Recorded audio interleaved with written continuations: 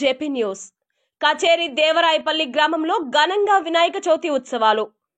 నెల్లూరు జిల్లా అనంతసాగరం మండలం కచేరి దేవరాయపల్లి గ్రామంలో వినాయక చవితి ఉత్సవాలు ఘనంగా నిర్వహించారు. ఈ సందర్భంగా ఆలయ పూజారి భానుస్వామి వినాయకునికి ప్రత్యేక పూజలు నిర్వహించి భక్తులకు తీర్థ ప్రసాదాలు అందజేశారు.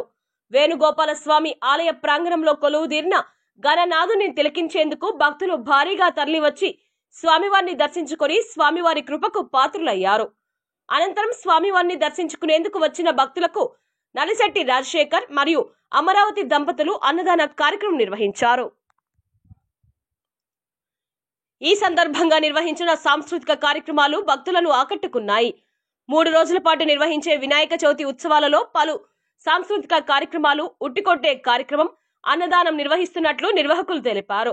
అలాగే 3వ రోజు గణనాథుని చేతిలో ఉంచిన లడ్డూను వేలంపాట నిర్వహిస్తామని, ఈ వేలంపాటలో భక్తులు భారీగా పాల్గొని స్వామివారి లడ్డూని దక్కించుకోవాల్సిందిగా కచేరి దేవరాయపల్లి గణేష్ భక్త బృందం కోరుతున్నారు.